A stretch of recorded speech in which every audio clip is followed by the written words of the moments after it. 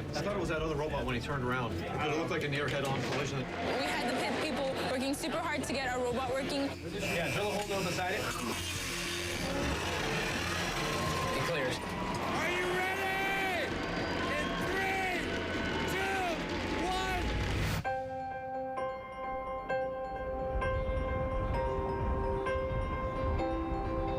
1. Carlos is here. Jackie's here. It's before dawn on a Saturday in January. And across the country, thousands of teenagers are up and ready to go. I'm very excited. From New Jersey to Arizona to Tennessee. We're about to go find out what our objective is. It's opening day. Broadcast live from New Hampshire. But this is no ordinary sport. America's future is on the line.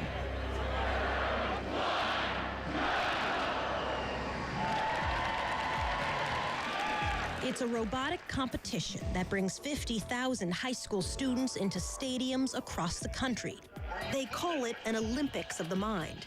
The purpose is to inspire kids to take challenging math and science classes, to prepare them for the high-tech jobs of the future. It's what American public schools often fail to do. We've basically had a 19th century model of education that is not preparing enough young people to be successful in the 21st century global economy. It's amazing to me that at a time of high unemployment rates, we actually have over 2 million unfilled, high-wage, high-skilled jobs. So there's 2 million jobs right now that are unfilled, high-wage, high-skilled jobs because we haven't produced what we need to do.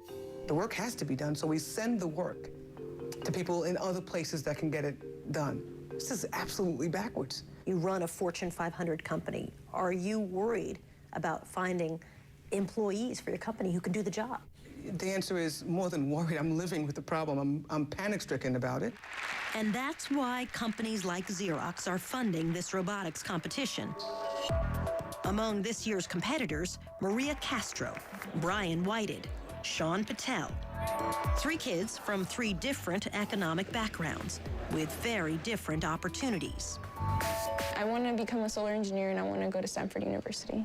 Junior Maria Castro is a student at the mostly Latino Carl Hayden High School in Phoenix, Arizona. The average family here makes less than $30,000 a year. Maria, what is the ratios of the 45? The 1, and the radical 2. 1, 1, radical 2. Beautiful thing, right? Maria wants a career that pays well and is pushing herself and her school to get it. I was like, well, why isn't anybody challenging me? I mean, I would do a whole week's lesson in a class period. And I was just like, okay, this is too simple for me. It's like, okay, what's next? Do you worry that when you go off to college, you're not going to be prepared to compete? Yeah, especially with just example, English, we're learning how to capitalize and when to capitalize. I mean, that's things that my little sister should be learning, you know? It's because more than half of the 2,200 students at Maria's school don't pass statewide tests in reading and math. When they come to school, they come with the 4th grade reading level and behind in math, so we really have a lot of catching up to do.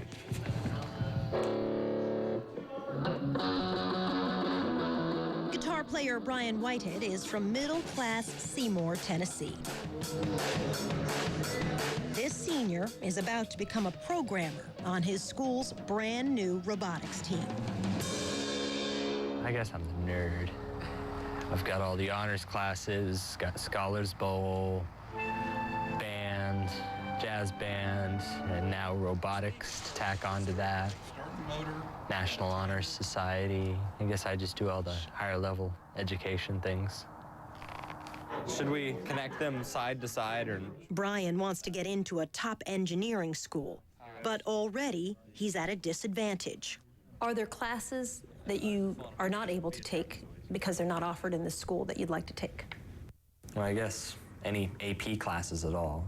There's no AP classes here? There's no AP anything. Advanced placement? Right. No choice? Not biology, chemistry, physics, history? Nothing. Advanced placement classes give a leg up to students who want to get into top colleges. Brian hasn't taken one.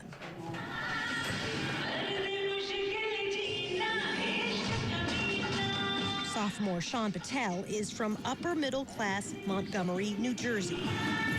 The son of Indian immigrants, Shaan is already taking 2 AP classes, which leaves him little time for his favorite hobby, dancing. I'm taking pre-calc honors, Spanish 4, AP US History 1, AP Statistics, English honors, and Chemistry honors. And then after school, I have Boy Scouts, robotics, and dance. So AP classes, honors classes, a full slate of after-school activities, and how much homework every night? Like 2 to 4 hours, usually. That sounds like you're swamped. Do you feel pressured? Well, I mean, I get stressed, but the thing is, like, it was my choice to take all these classes. It's my choice to do all these extracurriculars. In the U.S., students have a choice, and most choose not to take the tough math and science classes. But in most industrialized countries, classes like chemistry and physics aren't optional. It's one reason why out of 34 countries, American students rank 17th in science, 25th in math. Shanghai, China, Finland, South Korea, Slovakia, Canada, Australia, Estonia, Ireland, Belgium. That's just the partial list. Singapore? Who are ahead of us? Yeah. Why does it matter that we're number 17 and 25? We should be leading the world in education. And 1 generation ago, we did. 1 generation ago, we had the highest % of college graduates in the world. We're flatlined, we're stagnated. It's simply not good enough. How do I know the mass that it gave me? If we don't generate the next group of innovators, scientists, engineers, problem solvers in this country, our standard of living, our quality of life, our security will plummet. Dean Kamen has made his millions with inventions, from the insulin pump to the Segway. If you want kids to study math and science, you don't create a science fair. That's why he created the robotics competition he calls FIRST, for inspiration and recognition of science and technology. This year's challenge, to build a robot that can race across a field and score points by hanging tubes on pegs.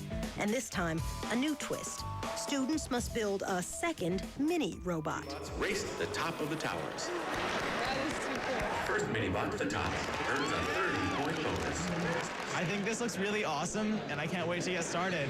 The little mini-bot looks kind of confusing, though. Thank you, sir. Is the answer to America's future in this box of parts? Starting now, Maria, Brian, Shaan, and tens of thousands of other students have 6 weeks to turn these pieces I call this Robotics Christmas into a working robot. These are different. I've never seen these kind before. I'm sure we'll figure it out. This would be rotational momentum. In New Jersey, Shaan's team is counting on figuring it out with the help of advanced physics. But Maria's team has a secret plan. Which one will have the advantage? Education in America is brought to you by the University of Phoenix. An educated world is a better world.